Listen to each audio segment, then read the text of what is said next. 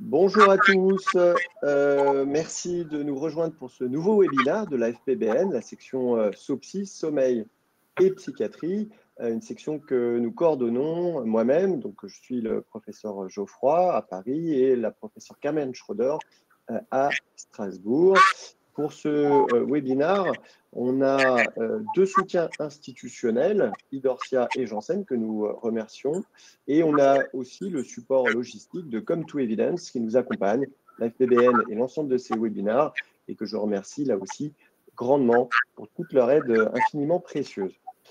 Alors, sur ce nouveau webinaire, dont le contenu est tout à fait indépendant de ces soutiens, eh bien, nous avons trois intervenants de très grande qualité que je remercie beaucoup d'avoir accepté de nous parler aujourd'hui des liens entre la dépression et l'insomnie, qui est un défi tout à fait majeur, absolument fréquent, qui va dans les deux sens, c'est-à-dire les patients insomniaques, plus de la moitié souffrent de dépression, et chez les patients déprimés, plus de 80% souffrent du trouble insomnie, hein, qui, vous le savez, est une entité maintenant de reconnaissance tout à fait indépendante, une maladie à part entière qui à la fois peut être le prodrome ou la conséquence de cette dépression, mais qui n'est pas un simple symptôme d'une maladie dépressive. Vous allez le voir et vous allez voir aussi comment finalement adresser cette double peine et comment traiter cette double peine. Et vous allez voir qu'il y a des données scientifiques qui sont tout à fait nouvelles. Alors, trois intervenants. On a la docteure Béatrice Abril, qui est chef de service du Centre du sommeil à Nîmes, qui est neurologue et qui est une des expertes nationales et internationales sur l'insomnie, qui va vous définir et vous aider à explorer cette plainte d'insomnie précisément. Puis nous aurons la docteure Julie Garivet, qui est chef de clinique FST Sommeil à Angers, qui porte sur la psychiatrie dans le service du professeur Goyer toute cette axe sommeil en psychiatrie, qui va là aborder cette question de la double peine hein, au prisme des émotions avec des résultats scientifiques tout à fait originaux et que la docteure Garivet a mené.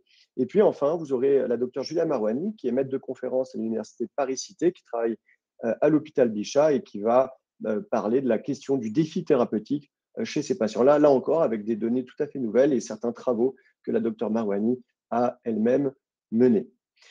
Alors,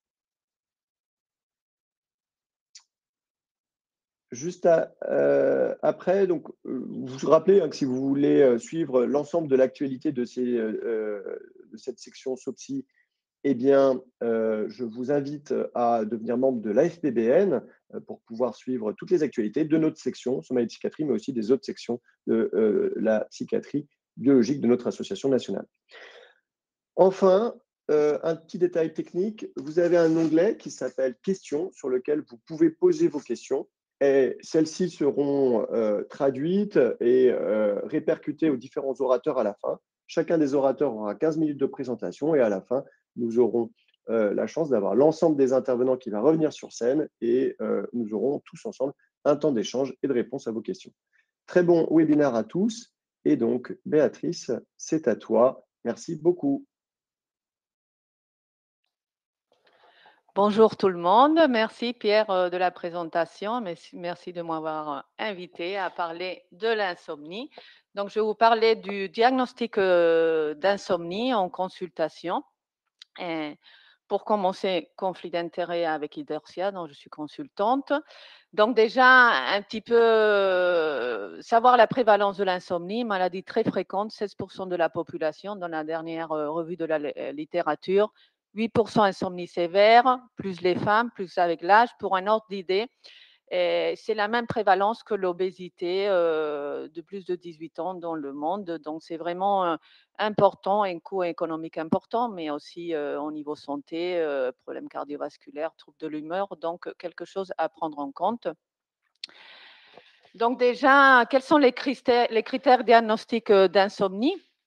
Donc déjà, il y a une plainte en consultation, donc avec des symptômes nocturnes. C'est un patient qui arrive en disant qu'il a du mal à s'endormir ou qu'il se réveille la nuit et qu'il a du mal à se rendormir après ou qu'il se réveille trop tôt par rapport à l'heure souhaitée ou il peut y avoir une résistance à aller au coucher au moment venu pour les enfants ou une difficulté de s'endormir sans l'intervention d'un parent. Donc, c'est une plainte subjective, un ressenti du patient qui dit qu'il a du mal à s'endormir. Et il faut aussi une répercussion la journée. Donc, on dit que l'insomnie, ce n'est pas un problème de nuit, c'est un problème sur 24 heures. Donc, il y a une répercussion diurne, on est fatigué, il y a des troubles de l'attention, donc on est irritable, il y a une somnolence, il y a des erreurs, une agressivité, une irritabilité, avec une baisse de motivation et des préoccupations au niveau du sommeil. Et donc, il y a une plainte, une répercussion, et il y a une notion de durée.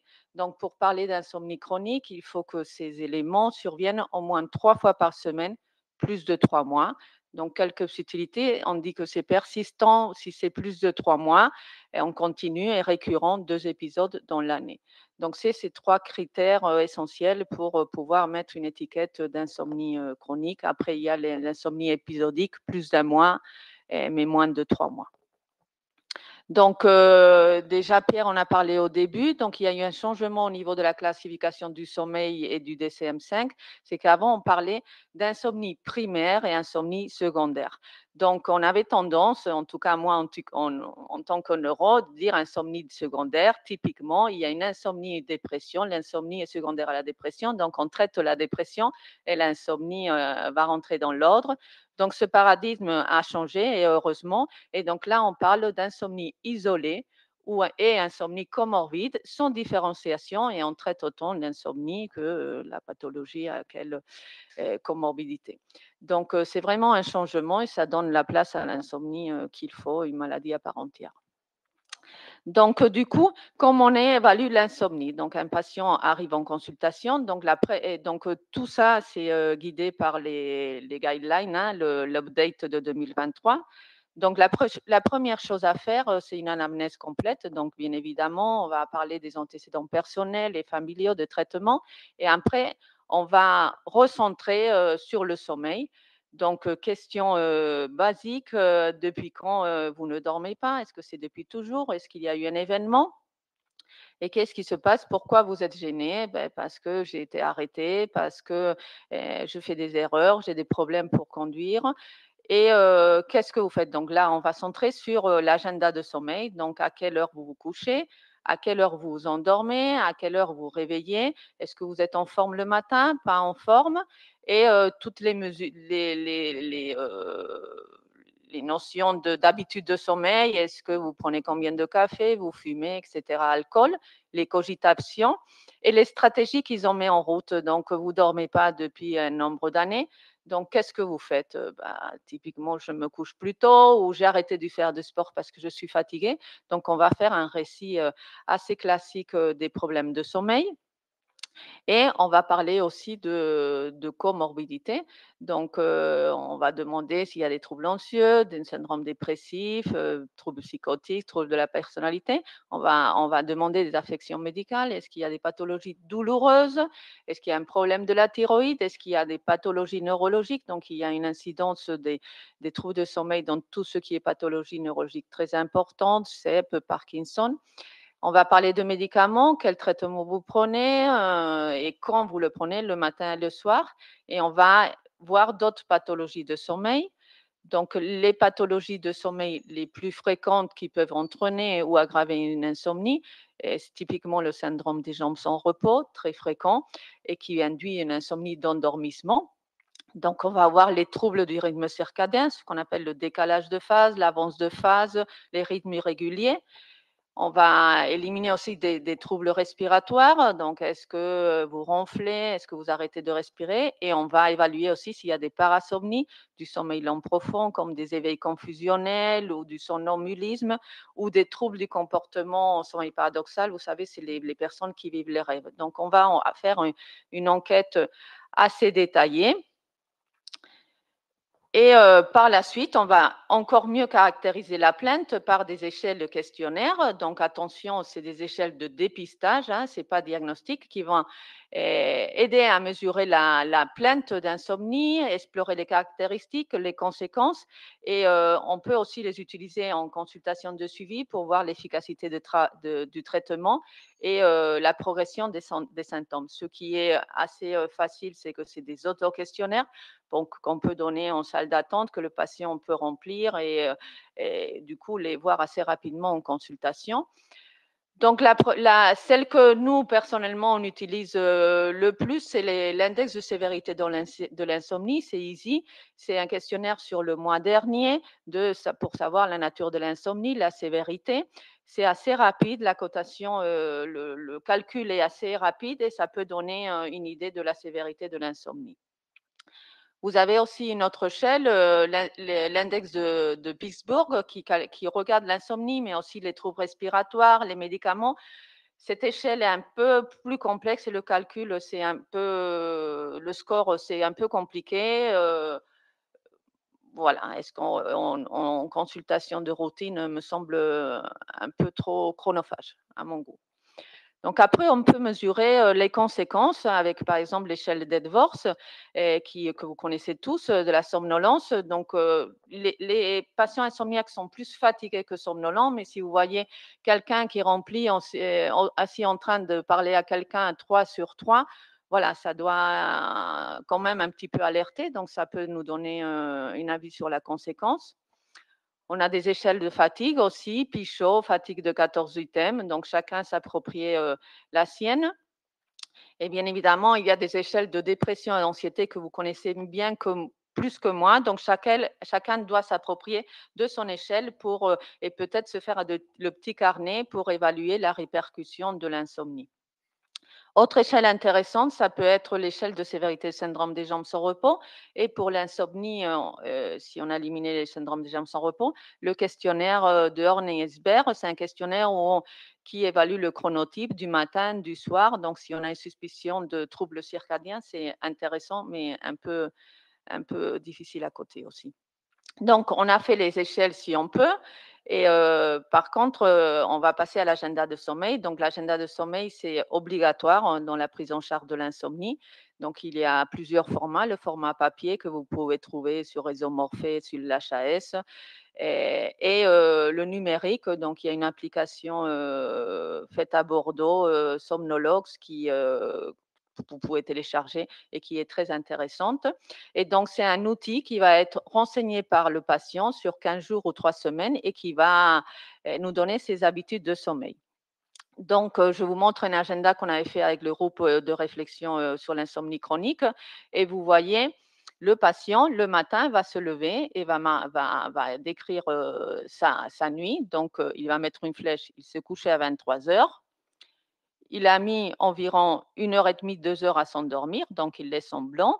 Il a dormi de 1 heure à 4 heures, puis après, il a somnolé jusqu'au lever à 8 heures du matin, en sachant qu'il s'est endormi un petit peu sur le canapé et qu'il a évalué la qualité de sommeil à 4. Et le soir, il va remplir la journée. Le soir, il va marquer qu'il a été très somnolent entre midi et demi et 14 heures, pardon. Et qu'il était à 6 sur 10, le forme la journée. Donc, c'est lui qui va faire un recueil sur 3 semaines de son agenda, donc en le marquant le matin et le soir. Et il peut marquer d'autres particularités. Donc, pour nous, c'est important en tant que s'il a eu des migraines ou s'il a fait une crise d'épilepsie. Vous pouvez marquer aussi les traitements parce qu'ils peuvent prendre un demi-Lexomil, le Stilnox. Donc, pour le sevrage, c'est quand même intéressant aussi pour voir si c'est efficace ou pas. Mais attention, ce n'est pas un outil de précision. On n'a pas besoin de regarder l'heure la nuit. C'est vraiment le perçu du patient.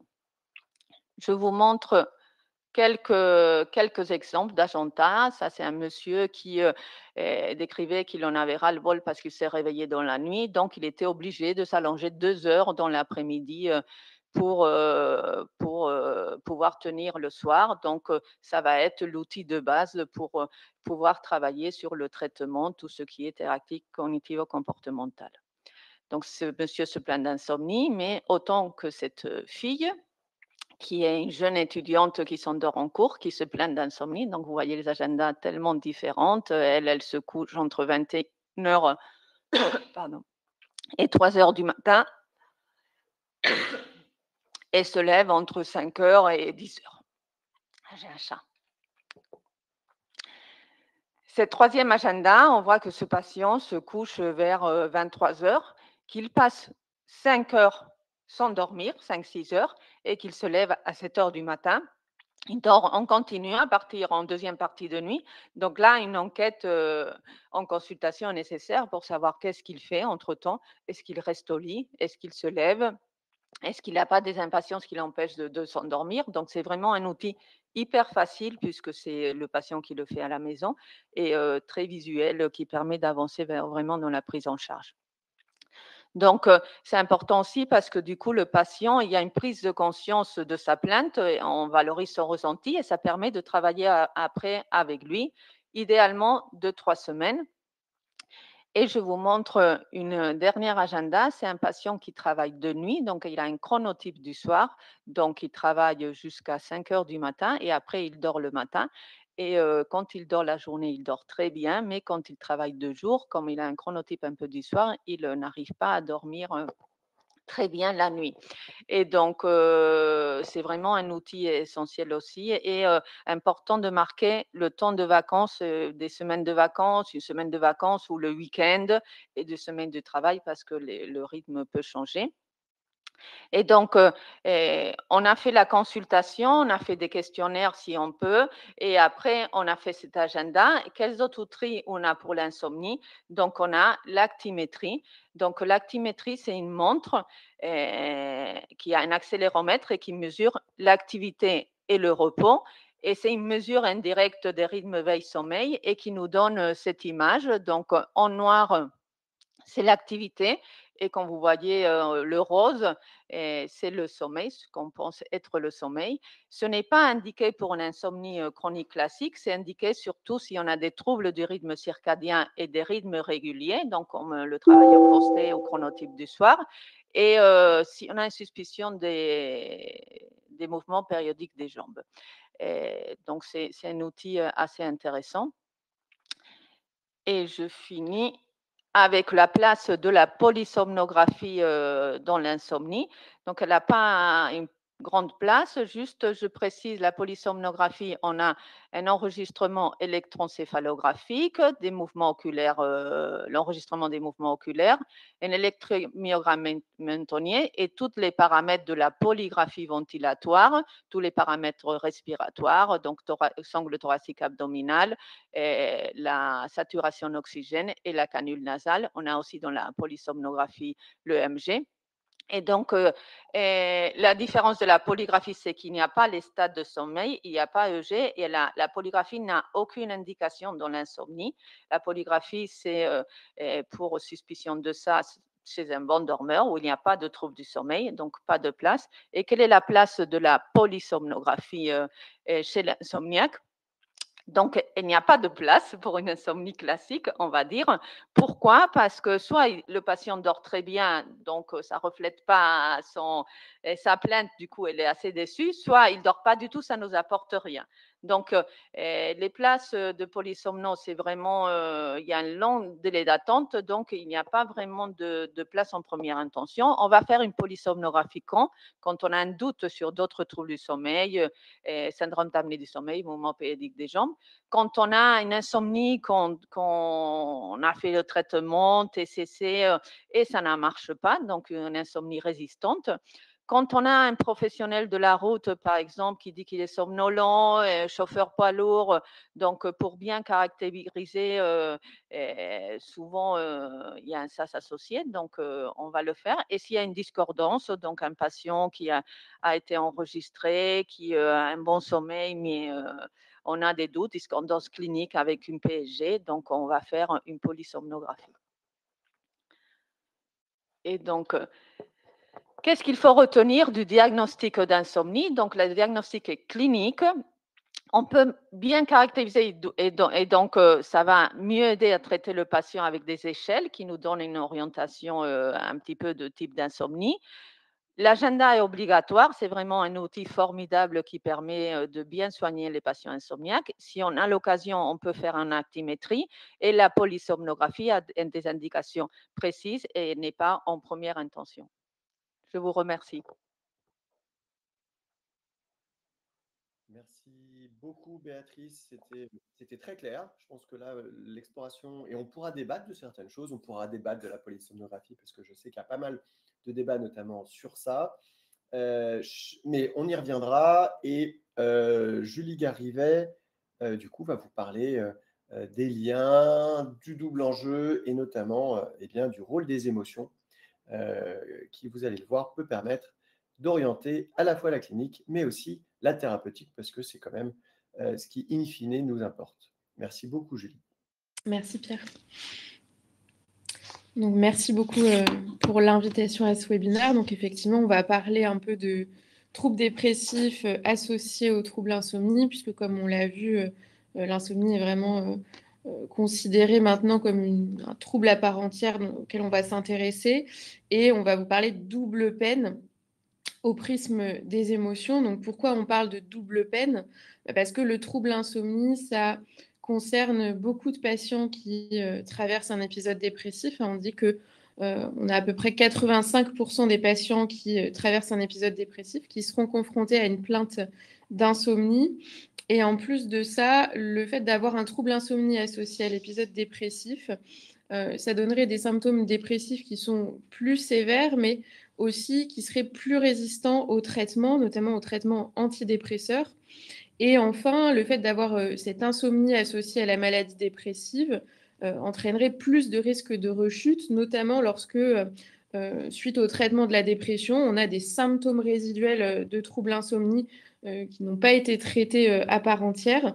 On aurait un risque plus important de rechuter au niveau de la dépression. Donc, c'est un enjeu majeur de prendre en compte chez nos patients qui sont concernés par l'épisode dépressif, l'insomnie en tant que telle, et non pas de vouloir simplement traiter la dépression comme une autre. Mais alors, comment ça fonctionne la régulation émotionnelle dans le sommeil? Eh ben, ce qu'on sait, c'est que donc pendant le sommeil paradoxal, donc le REM, Rapid Eye Movement, il va y avoir une activation des systèmes limbiques comme l'amygdale et l'hippocampe. Et cette activation, elle va permettre, dans ce contexte particulier de faibles taux de noradrénaline, une extinction des affects, donc en fait le fait de digérer ces émotions et de limiter la charge émotionnelle globale, et donc de permettre la journée suivante de mieux réguler ses émotions, puisqu'on va baisser le niveau global des émotions, avoir cette extinction affective. Quand on va priver quelqu'un, notamment de sommeil paradoxal, il y aura une réactivité émotionnelle exacerbée avec une augmentation des biais attentionnels négatifs. Ça va déséquilibrer les circuits fronto-limbiques avec une amygdale qui sera plus réactive et un préfrontal qui va moins bien jouer son rôle. Donc finalement, les patients vont développer cette hypersensibilité, cette attention accrue aux biais négatifs émotionnels en journée. On parle beaucoup de sommeil paradoxal, donc du REM dans la gestion des émotions, mais on sait aussi que le sommeil lent, et notamment le sommeil lent profond, il a son rôle dans la gestion des émotions. Notamment, il va nous aider à avoir une consolidation déclarative, donc jouer sur l'hippocampe et vraiment la structuration de la mémoire et de ce qu'on a vécu en journée. Il va permettre de recycler les émotions. Et donc, en fait, ça va être vraiment un duo synergique. Le sommeil paradoxal et le sommeil lent, ils vont travailler ensemble pour permettre la mémorisation, pour permettre de digérer les émotions qu'on a vécues et d'avoir une certaine stabilité des émotions en journée. Qu'est-ce qui se passe quand on a un épisode dépressif? Eh bien, vous le savez, il y a une altération du sommeil, qu'il y ait un trouble insomnie associé ou pas. Souvent, on va avoir une réduction du temps de sommeil et puis notamment une réduction du sommeil lent profond. Et sur le sommeil paradoxal, il va se passer quelque chose d'un peu particulier. Le sommeil paradoxal, il va apparaître plus tôt. Alors, la latence, elle va être raccourcie et il va se densifier. Ce qui va se passer, c'est que notre cerveau, il va essayer finalement de contrecarrer les émotions négatives liées à la dépression. Donc, il va chercher un petit peu à compenser en avançant l'apparition du sommeil paradoxal et en le rendant plus dense. Ça va se passer grâce au fait qu'il va y avoir une ambiance monoaminergique un peu plus faible au niveau sérotoninergique, noradrénergique. Et malheureusement, c'est une belle tentative de notre cerveau, mais ça ne va pas fonctionner correctement puisque le sommeil paradoxal, à ce moment-là, il ne va pas être efficace. Il va effectivement être plus dense, arriver plus tôt, mais il ne va pas bien fonctionner. Et donc, ça va limiter cette extinction des affects négatifs. Ça ne va pas bien fonctionner. La thérapie nocturne du sommeil paradoxal, elle ne va pas fonctionner. Et ça va entraîner une hyperréactivité de l'amygdale et un moins bon contrôle du préfrontal. En image, ce que ça donne, c'est ce que je vous disais juste avant. À gauche, vous avez un hypnogramme donc, qui représente la disposition de vos cycles de sommeil et de la profondeur du sommeil selon l'avancée de la nuit. Donc, tout en haut, on a l'éveil, et puis plus on va vers le bas, plus on est en sommeil profond. Et donc, à gauche, vous avez l'hypnogramme d'un patient témoin qui n'est pas déprimé. Il va faire en première partie de sa nuit, dans les premières heures de sa nuit, plutôt du sommeil profond. Plus on va avancer dans la nuit, plus il va y avoir l'apparition de sommeil paradoxal que vous voyez en bleu. Et puis à droite, l'hypnogramme d'un patient qui est déprimé. Vous le constatez, le sommeil paradoxal, il arrive beaucoup plus tôt dans la nuit. Et surtout, on va avoir ce sommeil profond qui va être plus compliqué et la durée de la nuit qui est réduite.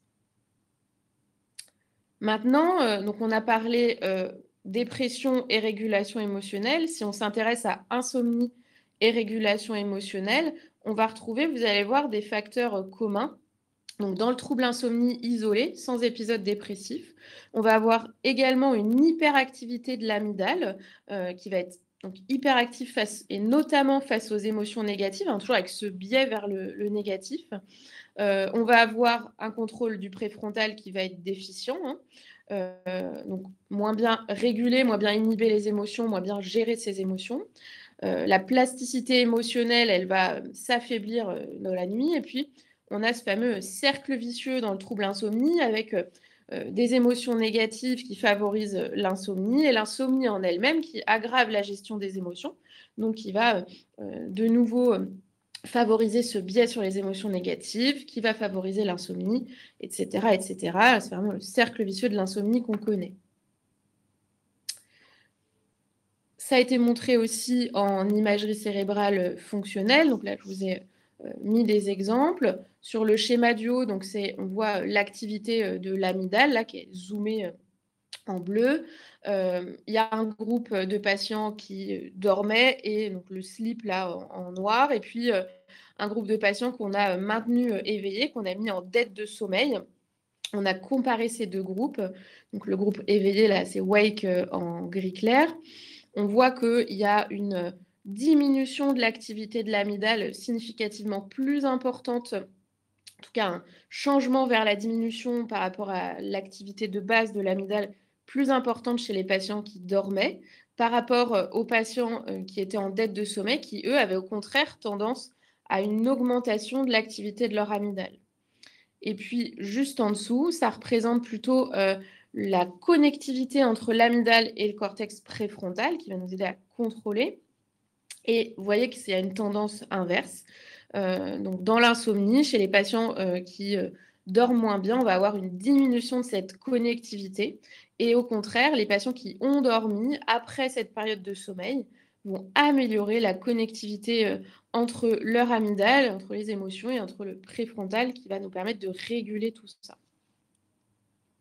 Donc, je vous l'ai dit, entre l'épisode dépressif et le trouble insomnie, on va avoir un contingent des points communs en termes d'impact neurobiologique, physiologique sur la gestion des émotions, avec globalement une amygdale qui va être hyperactivée, qui va être centrée sur les émotions négatives, et une connectivité entre l'amygdale et le cortex préfrontal qui ne va pas se faire correctement.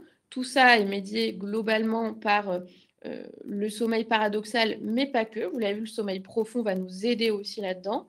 Ce qu'on voit, en tout cas, c'est que dans l'épisode dépressif et dans le trouble insomnie, on a ces altérations. Et donc, quand on a une synergie entre épisode dépressif associé à un trouble insomnie, on imagine bien à quel point ça va avoir un impact encore plus important et à quel point on va vouloir se centrer sur cette régulation émotionnelle pour nous aider dans le traitement de ces deux troubles associés. On s'est justement intéressé à ça au CHU d'Angers et on a fait une première étude un peu pilote en 2024 avec un objectif de comparer des patients qui avaient une insomnie et une dépression à des patients qui avaient une insomnie isolée, donc sans dépression comorbide. Et on a voulu regarder chez ces patients s'il y avait des différences de gestion émotionnelle, de régulation émotionnelle. Donc, on a regardé différentes psychométries. Donc, l'AIM, c'était pour l'intensité des émotions. L'ALS, pour la labilité des émotions. Le TEMS-A, c'était pour le tempérament.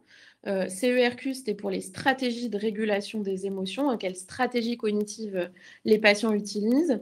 Et la MATIS, vraiment pour la réactivité émotionnelle.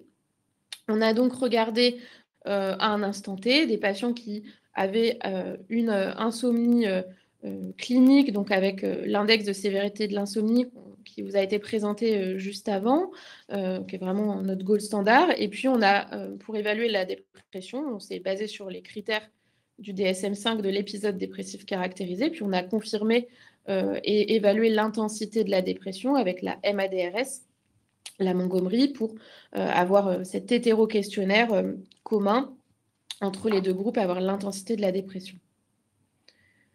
Donc, juste pour vous présenter un peu quelle population on avait, c'était des insomnies, donc les deux groupes avaient des insomnies d'intensité similaire représentative, avec une insomnie modérée, avec un index de sévérité de l'insomnie à 19. On parle de sévère à partir de 22 pour vous donner un ordre d'idée. Et puis, les patients dans le groupe déprimé avaient aussi une dépression plutôt modérée avec une MADRS à 24. Et donc, on a mis en évidence, en tout cas, des tendances sur ce travail qui est exploratoire, mais qu'on espère bien poursuivre en comparant aussi avec des groupes sans insomnie, sans dépression. En tout cas, on a identifié certaines tendances. Donc, il y aurait chez les patients avec insomnie et dépression davantage de blâme de soi, davantage de tendance au catastrophisme dans les stratégies cognitives. On aurait aussi moins de capacité motivationnelle, moins de capacité motrice et une labilité sur le versant anxiété-dépression plus importante. On a retrouvé des tendances qui n'étaient pas significatives, encore une fois, sur ce travail très exploratoire, mais qui nous donnent quand même des pistes sur le plan clinique, avec de nouveau chez les patients avec insomnie et dépression, quand même plus d'anxiété que chez les patients avec une insomnie isolée, un tempérament plus anxieux, une labilité de l'anxiété plus importante, et aussi des stratégies à se centrer sur le positif moins bonnes chez les patients avec dépression que chez les patients avec insomnie isolée. Finalement, on sait que dans le trouble insomnie seul, on peut avoir déjà moins de capacité à se centrer sur le positif, un tempérament décrit comme plus anxieux, des capacités motivationnelles plus difficiles. En tout cas, c'est ce qui a pu être montré dans d'autres études. Donc, voilà, ce que ce travail montre finalement, c'est que en tout cas, notre hypothèse, c'est qu'il pourrait peut-être y avoir un spectre de gestion émotionnelle entre n'avoir ni insomnie ni dépression et avoir une insomnie isolée et une insomnie avec un épisode dépressif, et que finalement, on pourrait lire ce spectre grâce à la régulation des émotions, avec peut-être une insomnie qui donnerait déjà plus d'irritabilité, plus de tendance à la rumination, plus de difficulté à réévaluer positivement les choses. Et puis, on tendrait à développer des symptômes plus anxieux, plus de mal à se centrer sur le positif et finalement jusqu'à développer un épisode dépressif caractérisé avec un blâme de soi, des idées de dévalorisation, un ralentissement psychomoteur, motivationnel et puis finalement l'apparition d'un tempérament plus dépressif. Mais voyez, ça c'est une hypothèse et en fait, on peut tout à fait lire ce spectre dans l'autre sens, c'est-à-dire que peut-être que nos patients ont un phénotype particulier avec déjà un tempérament à être plus irritable, à ruminer davantage, à avoir plus de mal à accepter ou à réévaluer positivement les choses. Ces patients-là seraient peut-être plus à risque de développer un trouble insomnie. Peut-être également que des patients qui ont un tempérament plus anxieux ou plus de mal à se centrer sur le positif tendraient plus vers développer un trouble insomnie associé à une dépression et que finalement, les patients qui vont plus facilement se blâmer, s'inhiber, ou avoir des capacités motrices diminuées, vont plus facilement de nouveau développer un épisode dépressif comorbide de leur trouble insomnie. Peu importe le sens dans lequel on lit ce spectre, finalement, on voit quand même une sorte d'évolution de la régulation des émotions qui semble commune à ces deux troubles et qui est intéressante à prendre en compte pour pouvoir trouver des stratégies thérapeutiques spécifiques. Finalement, en termes de travaux récents, il se peut qu'il y aurait des stratégies cognitives spécifiques dans l'insomnie. Il a été montré que dans l'insomnie, on a souvent des croyances et des comportements dysfonctionnels, mais dans cette revue-là de 2024, on nous dit également que c'est aussi parce que l'insomnie est souvent comorbide de troubles psychiatriques, que ce soit la dépression, comme c'est notre sujet aujourd'hui, mais aussi des troubles anxieux. Et puis, on s'intéresse, nous aussi, de plus en plus au versant hypersomnie dans la dépression, puisque je vous ai dit 85% vont avoir des plaintes d'insomnie, mais un certain pourcentage va aussi avoir des plaintes, soit pas de plaintes de sommeil, mais soit des plaintes d'hypersomnie. Et on a pu mettre en évidence dans une autre étude que dans les patients avec dépression et hypersomnie, il y avait aussi une atteinte des capacités motivationnelles, de communication interpersonnelle par rapport aux patients sans hypersomnie, et qu'il y aurait peut-être du coup des stratégies communes entre insomnie et hypersomnie dans la dépression. Pour conclure, et ce qu'il faut retenir de tout ça, c'est que donc, comme je vous l'ai expliqué au début, il y a vraiment une combinaison dépression-insomnie qui représente une double charge émotionnelle avec des contingents neurobiologiques forts communs sur le sommeil paradoxal et le sommeil profond, et sur la réactivité de l'amygdale et la régulation émotionnelle via le préfrontal. Tout ça qui va être impacté à la fois par un épisode dépressif et à la fois par un trouble insomnie. Il y a une hypothèse forte de spectre évolutif entre ces deux troubles qui seraient finalement vraiment intimement liés. Et puis, on cherche aussi à établir un phénotype spécifique des patients déprimés avec trouble insomnie afin de leur proposer un meilleur accompagnement, une meilleure prise en charge, qui serait peut-être de l'ordre de la labilité, du blâme, des idées de dévalorisation, de catastrophisme plus important, aussi une inhibition des comportements, peut-être qui pourrait favoriser l'apparition de cette insomnie avec une baisse de pression de sommeil en journée. Toujours est-il que ces éléments, ils vont nous permettre de personnaliser la prise en charge par le prisme des émotions pour pouvoir trouver des clés de traitement chez ces patients qui sont plus durs à traiter, qui sont plus à risque de résistance, comme je vous le disais au début, et plus à risque de rechute. Je vous remercie de votre attention.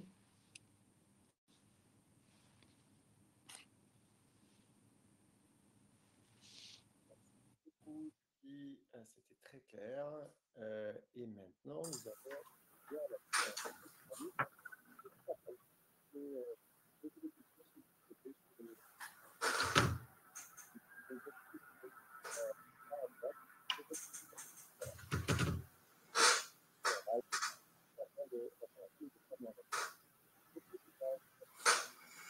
Merci beaucoup Pierre. Donc moi je vais vous parler du trouble dépressif avec insomnie, le double défi thérapeutique, et on va voir pourquoi c'est un double défi thérapeutique et comment on traite ce double défi.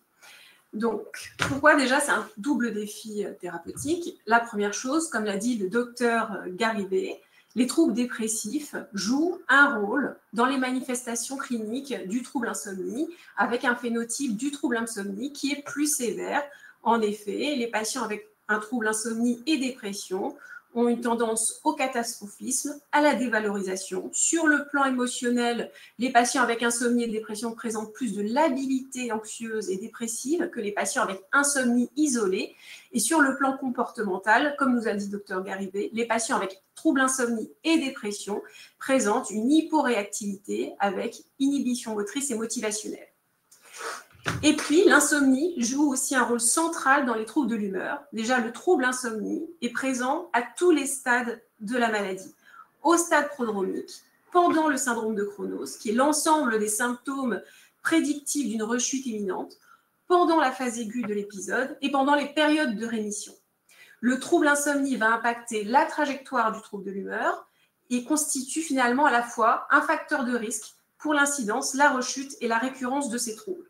Et en phase aiguë, en effet, comme l'a dit le docteur Garivé, la dépression avec insomnie va présenter des caractéristiques qui sont spécifiques par rapport à la dépression sans insomnie, avec notamment des symptômes dépressifs plus sévères et avec plus de risques de résistance au traitement.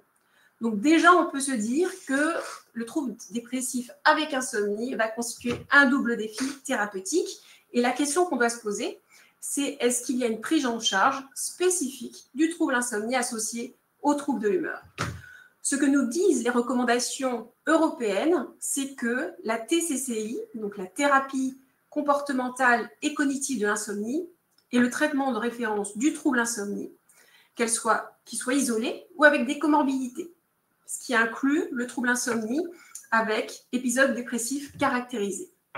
Une étude qu'on a pu mener dans le service avec le professeur Geoffroy, en tout cas, montre que la TCCI est aussi un traitement de référence dans la dépression avec insomnie, que la TCCI agit non seulement sur les symptômes d'insomnie, mais aussi sur les symptômes dépressifs. Elle diminue les symptômes dépressifs.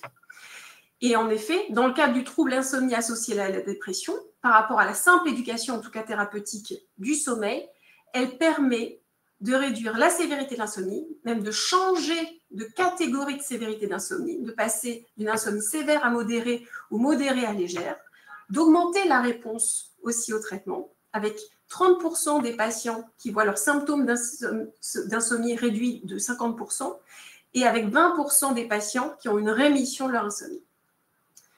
Par ailleurs, on a pu identifier dans cette étude des facteurs prédictifs de bonne réponse à la TCCI dans le cadre d'un trouble insomnie comorbide de la dépression, avoir une dépression résistante au traitement, avoir des fluctuations saisonnières des symptômes dépressifs et des cycles du sommeil au cours de l'année et avoir un dysfonctionnement diurne permettent une bonne réponse à la TCCI.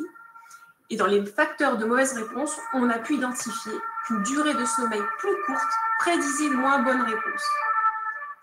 Et enfin, ce qu'on a pu montrer, c'est que l'utilisation de médicaments hypnotiques, anxiolytiques, antidépresseurs et stabilisateurs de l'humeur ne prédisait pas une moins bonne réponse à la TCCI.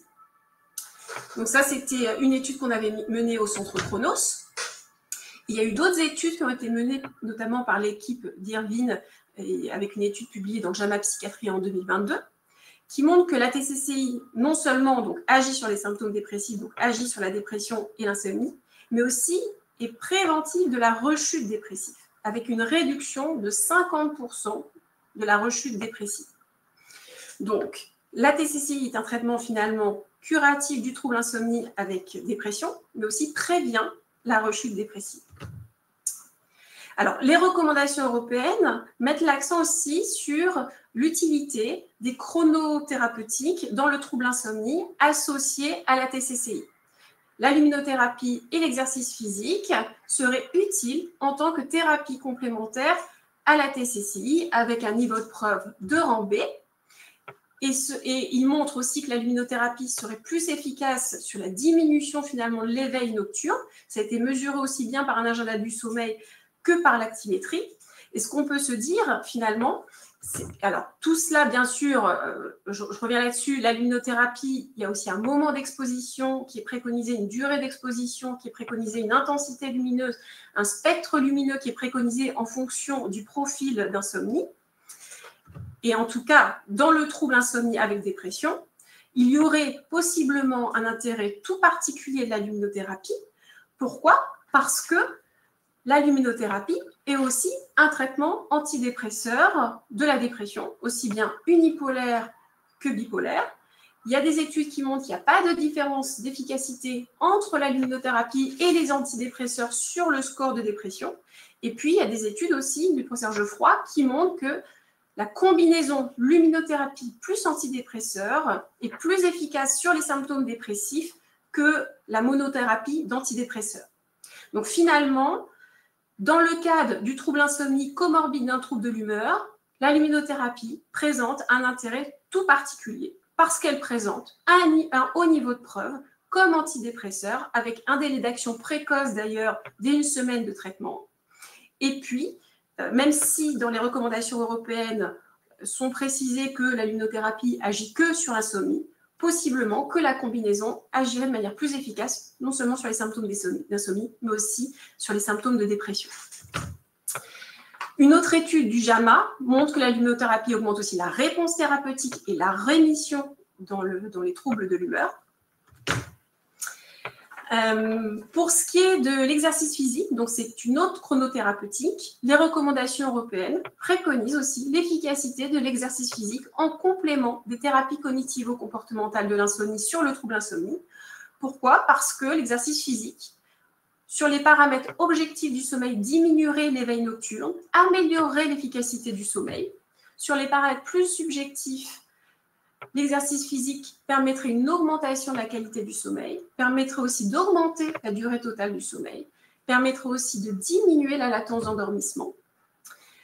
Et pourquoi l'exercice physique serait aussi un traitement efficace dans la combinaison du trouble insomnie avec dépression? Parce qu'il y a des études qui ont montré que l'exercice physique a aussi un effet important sur les symptômes dépressifs. Avec cette méta-analyse de Chouch en 2016, qui montre que l'exercice physique a un effet important et significatif sur la sévérité de la dépression. Donc ça, c'était une première étude qui a montré cela. Et puis, une étude aussi intéressante avec cette figure qui montre finalement une association dose-réponse inverse et curviligne entre l'activité physique et la dépression, avec finalement des bénéfices de cette activité physique, finalement pour un petit peu d'activité physique.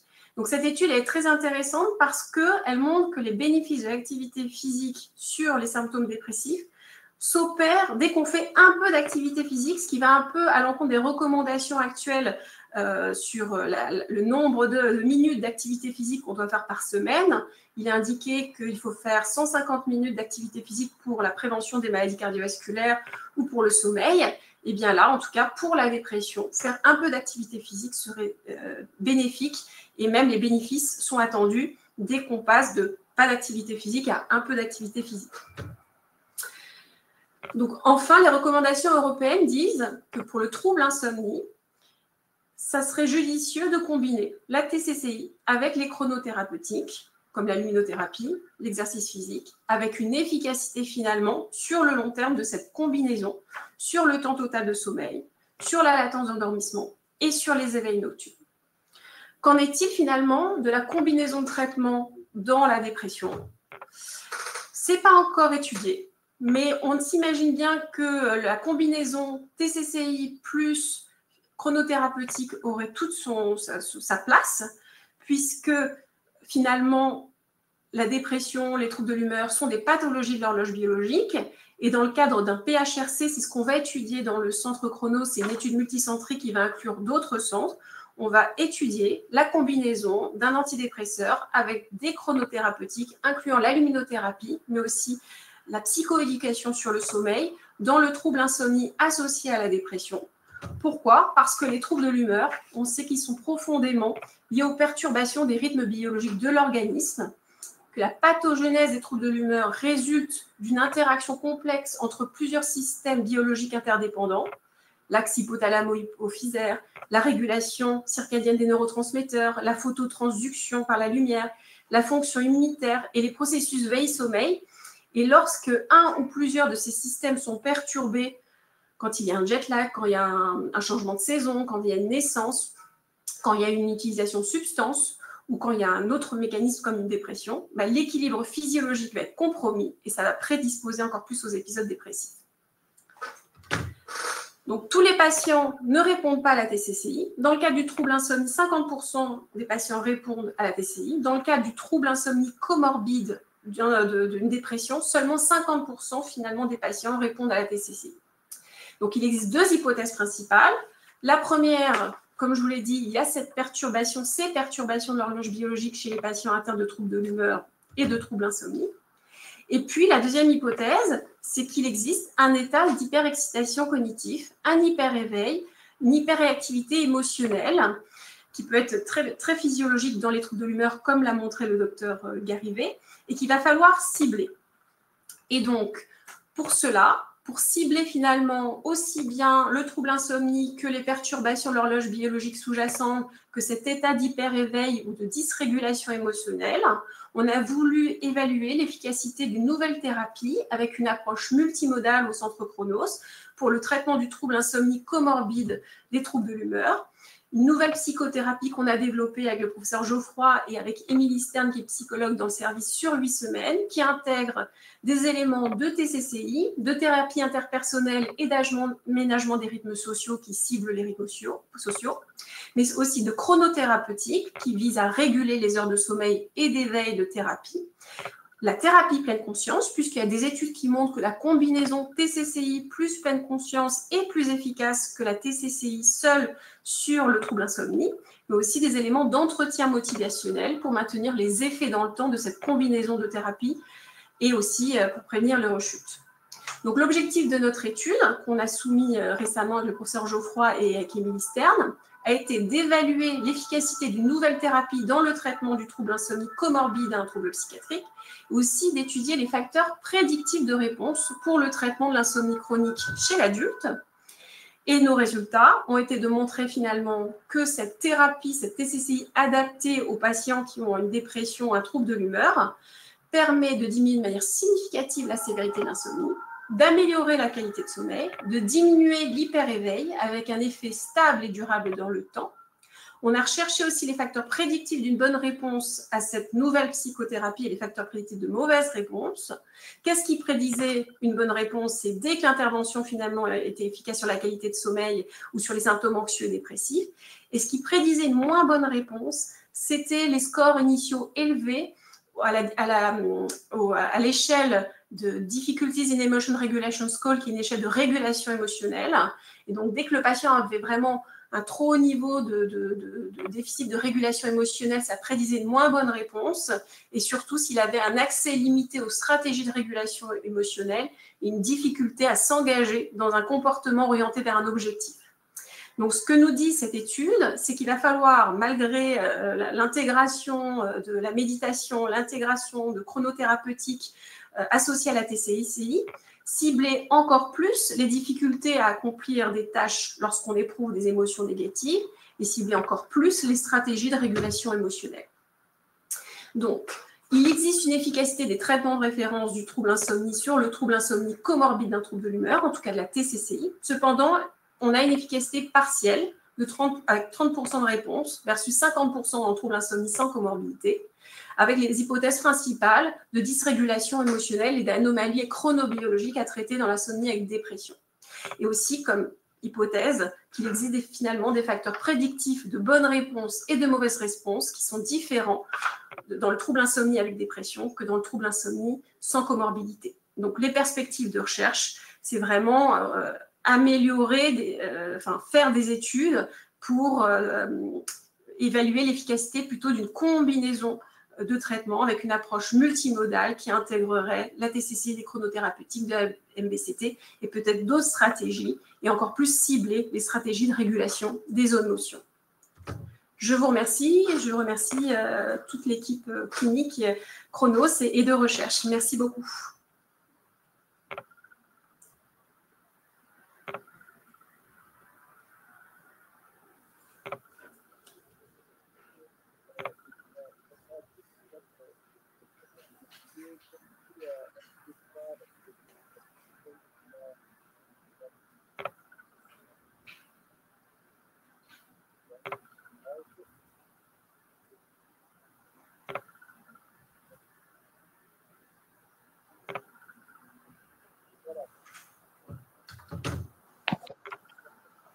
On ne t'entend pas, Pierre. Ah, vous ne m'entendez pas? Non.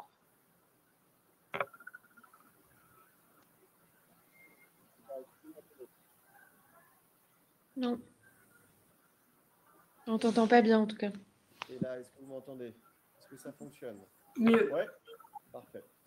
Ok, donc j'attire les écouteurs. Je ne sais pas, il n'y avait peut-être plus de batterie. Donc en tout cas, je remercie tout le monde et je remercie votre présence aussi à tous. Donc on a un temps d'échange, les amis, pour essayer de répondre à vos différentes questions. Et d'emblée, je vois que Frédéric Michel pose la question, peut-on évoquer les mécanismes d'action dans le traitement de la dépression par privation de sommeil? Alors, qui a envie de répondre? Julia, peut-être, ou quelqu'un d'autre? Je peux. Alors, donc c'est la privation, la thérapie d'éveil, en effet, c'est un traitement de la dépression. Il y a plusieurs mécanismes qui sont impliqués. Le premier mécanisme, c'est que ça augmente la pression homéostasique. Donc ça, c'est en augmentant la pression de sommeil, on va augmenter le sommeil lent profond et on va diminuer les symptômes dépressifs.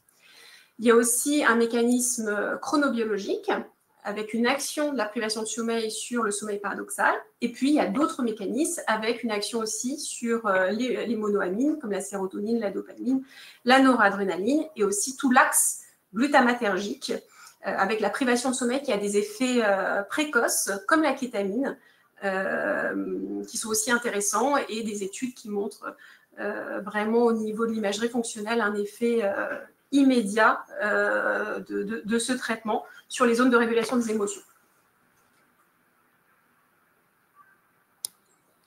Partie vraiment des deux traitements d'action très rapide avec la kétamine, notamment probablement aussi par la privation du sommeil paradoxal. Les deux ont les mêmes effets. Donc, c'est des pistes en tout cas qui sont vraiment tout à fait intéressantes. Le seul problème, c'est que les patients, dès qu'ils redorment, retombent en dépression. Donc, il faut coupler ça avec de l'avance de phase et avec des stratégies aussi type luminothérapie et comportement d'éveil avec de l'exercice physique. Voilà. Alors, moi, je voulais juste vous rappeler, il y a une traduction qui vient tout juste de sortir, puisque c'était en juillet de cette année, avec Émilie Stern et une partie de l'équipe. On a validé en français, puisque l'ISI n'avait jamais été vraiment validé en français. C'est Charles Morin, qui est francophone, mais qui avait publié son échelle en anglais et validé en anglais. Et il avait proposé une version francophone, mais qui n'avait jamais été vraiment validée. Donc, on l'a validé avec, puis vous savez, le français canadien, québécois est un peu différent du français en France et à Paris. Il y a pas, des fois, les termes sont un peu différents. Donc, c'est important de s'assurer que la compréhension est tout à fait claire et que la traduction est bonne. C'est ce qu'on a fait. Et elle a été validée aussi chez les populations avec pathologie psychiatrique, parce que la question, c'est aussi de se dire, est-ce qu'on évalue l'insomnie de la même manière? Est-ce que notre échelle est valide chez des patients qui, pour autant, ont une dépression, avec un ralentissement psychomoteur et un certain nombre d'altérations, comme l'a dit très bien Julie, qui parfois se mélangent avec des symptômes d'insomnie. Donc voilà, ça c'est de la référence, je vous l'ai mis sur le chat juste au-dessus. Alors, je voudrais peut-être revenir sur un point qui est le point des polysomnographies, parce que c'est souvent une question qui globalement revient. Et il y a deux choses. La première, c'est qu'effectivement, la PSG, même dans l'insomnie, et comme l'a très bien rappelé Béatrice, ce n'est pas quelque chose de systématique, c'est plutôt s'il y a des points d'appel. Ça, c'est ce qu'on a dit aussi dans les recommandations européennes. Mais il faut savoir qu'un certain nombre d'auteurs, qui probablement à juste titre, disent oui, mais attention, parce que les patients qui souffrent d'insomnie et qui ont réellement un trouble, avec une durée de sommeil qui est diminuée objectivement à la PSG, eh bien, ce sont eux qui auront le pronostic cardiovasculaire le plus grave. Ce seront eux qui seront le plus sévères, ce sont ceux qui auront une mortalité plus précoce. Et ce n'est pas le cas de la durée de sommeil rapportée subjectivement. Vous savez qu'il y a des patients qui sont insomniaques qui ont une mauvaise perception de leur sommeil. Eh bien, c'est que ceux qui ont cette durée de sommeil qui est objectivement diminuée par polysomnographie ou par actimétrie, qui ont le pronostic le plus sévère et qui probablement nécessitent des interventions parfois plus rapides et une efficacité des traitements plus forte, peut-être un passage aux médicaments et aux hypnotiques aussi plus rapide. Donc ça, c'est important de le dire, c'est le premier point. Et le deuxième point qui est intéressant, c'est que là, on parle aussi de patients qui ont des troubles psychiatriques. Et chez les patients qui ont des troubles psychiatriques, et notamment qui ont une dépression, il y a beaucoup de comorbidités. Il y a beaucoup de parasomnie. Il y a beaucoup d'apnée dans certaines cohortes, notamment les cohortes américaines qui sont un peu plus obèses, c'est jusqu'à 1 patient sur 2. Les cohortes françaises, nous, on avait publié, c'était à peu près 1 patient sur 4. Ça reste monstrueux. Et ces études concluent toujours de la même manière. Il faut dépister systématiquement les apnées chez les patients qui ont des troubles de l'humeur. Et il y a aussi davantage des gens sans repos, souvent très associés au MPJ. Bref, des patients qui ont beaucoup de pathologies du sommeil, beaucoup de comorbidités, que ce soit pneumologique ou neurologique. Et donc, ça peut être aussi intéressant d'aller assez vite à la PSG chez eux pour évaluer on est sur une population à haut risque. Donc, vous voyez, c'est dans les recommandations actuellement, comme l'a dit très bien Béatrice, ce n'est pas du systématique. Pareil pour l'actimétrie, c'est très fortement conseillé parce qu'on a un reflet des rythmes et c'est comme l'a dit très bien Julia, on est sur des pathologies de troubles de l'humeur qui sont très chronobiologiques, avec beaucoup d'anomalies des rythmes. Donc, voilà. Mais pour toutes les raisons, par ailleurs, qu'on vient là de partager, la PSG peut quand même être assez intéressante. PSG dans des centres de sommeil spécialisés ou PSG à domicile qui se développe de plus en plus. Voilà. Je ne sais pas s'il y a des commentaires sur ça ou Béatrice, si tu veux rebondir. Oui, je veux bien. En fait, finalement, on arrive en reco, puisque le patient court dormeur, c'est celui qui est résistant à la TCC. C'est celui où on souffre un peu en consultation, on essaye de tout, et à la fin, on dit on va faire une PSG. Donc, finalement, ça se rejoint un peu. Peut-être il faudra aller plus vite, mais finalement, ça reste assez cohérent. Alors, c'est vrai ce que tu dis. Alors, le modulo, un point important que vient de dire Béatrice, peut-être, c'est que les courts dormeurs sont souvent les patients qui sont un peu plus résistants à la thérapie cognitivo-comportementale de l'insomnie. C'est vrai que c'est une difficulté qu'on a chez ces patients-là, ceux qui dorment moins de 5 heures notamment. Ils sont franchement plus résistants que les autres et qu'ils aient d'ailleurs un trouble psychiatrique ou pas de trouble psychiatrique associé. Je suis assez d'accord avec toi sur l'insomnie tout venant. Sur le court dormeur, long dormeur. Mais dès qu'on a une pathologie psychiatrique, un trouble bipolaire, une schizophrénie ou autre, là, je pense qu'il faut enregistrer parce que les comorbidités sont telles qu'on a besoin de connaître un peu l'architecture du sommeil et d'identifier les autres comorbidités. Parfois, en plus, c'est des anamnèses qui sont, comme c'est des patients qui, des fois, sont assez impactés, c'est une anamnèse qui, parfois, ils ont tendance à être un peu anosoghnosiques de leurs symptômes et on passe à côté de certaines choses. Donc, je pense qu'en particulier dans cette population-là, il faut peut-être aller un peu plus vite, quoi. Je suis bien d'accord. Peut-être une question pour Julie. Julie, moi, je trouve ça vraiment très intéressant et notamment, j'ai pris en photo la slide que tu as faite de ton modèle avec les différentes émotions et cette espèce de continuum avec des hypothèses vraiment très élégantes que tu poses entre l'insomnie qui modifie certaines émotions jusqu'à la dépression. Et du coup, on voit bien que sur le plan psychothérapeutique, peut-être que ça peut permettre de modifier certaines choses. Et Julia a proposé, par exemple, un groupe avec la gestion du stress, gestion des émotions, des choses un peu plus spécifiques aux troubles de l'humeur. Toi, dans le modèle que tu poses et dans les études que tu as faites sur les émotions, quel type de développement pour la clinique tu vois et d'adaptation de la TCCI tu vois en fonction des différents profils, tu vois, déprimé, pas déprimé, et des différents sous-types de dépression? Merci pour ta question. Moi, ce que je vois au quotidien, en tout cas, en essayant de développer de plus en plus ces consultations-là, c'est que je trouve que la partie comportementale fonctionne vraiment bien avec les patients qui ont une insomnie isolée, et parfois même ça suffit. Et on développe, je trouve que souvent on ne développe pas assez la partie restructuration cognitive. Et pour moi, développer la partie restructuration cognitive, remédiation cognitive, travailler sur les biais de pensée, sur les schémas de pensée, ça me semble indispensable au vu de ce qu'on trouve là pour le moment. Voilà. Moi, j'ai envie d'axer les choses sur ça dans les troubles de l'humeur parce que on peut travailler ça sur le trouble de l'humeur en lui-même, mais sur l'insomnie dans les troubles de l'humeur en particulier, je trouve que vraiment il y a des schémas de pensée qui nous bloquent en fait dans la réussite de la TCC insomnie, qui sont pour moi des facteurs de résistance. Et puis comme l'a très bien dit Julia, sur toute la partie chronothérapie et thérapie des rythmes, évidemment aussi qui va être beaucoup plus importante chez ces patients-là. Notamment dans la partie motricité qu'on a montré qui est plus importante dans les troubles de l'humeur, la partie motivationnelle, et tout ça va jouer aussi avec les thérapies des rythmes. Là, on va essayer aussi de pousser nos recherches en essayant d'avoir des groupes contrôle avec des patients qui n'ont pas d'insomnie, et on va essayer de faire un peu d'eye tracker pour essayer de définir des biais attentionnels, comment ils identifient les émotions. Donc là, c'est une étude qu'on va lancer bientôt dans le service, pour laquelle on a eu toutes les autorisations. Donc là, on va essayer de développer effectivement cette idée de spectre et de comment on évolue d'un trouble à l'autre et comment on essaye d'identifier des phénotypes pour ajuster nos traitements. Ouais.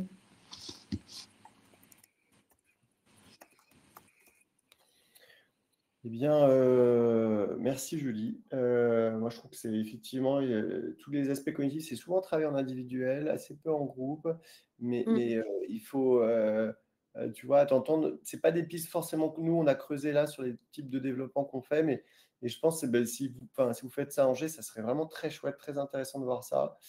C'est vrai que c'est de moins en moins, cognitif, donc c'est de plus en plus comportemental, avec pas mal de choses, avec tout le développement du numérique, du digital, etc. Donc c'est vrai que c'est marrant, c'est un abord nouveau et je pense original, parce que sous-tendu aussi par des phénotypes cliniques un peu différents, un peu précis. Et ça, en tout cas, ça fait écho. Je pense que je voyais Julia hocher la tête aussi.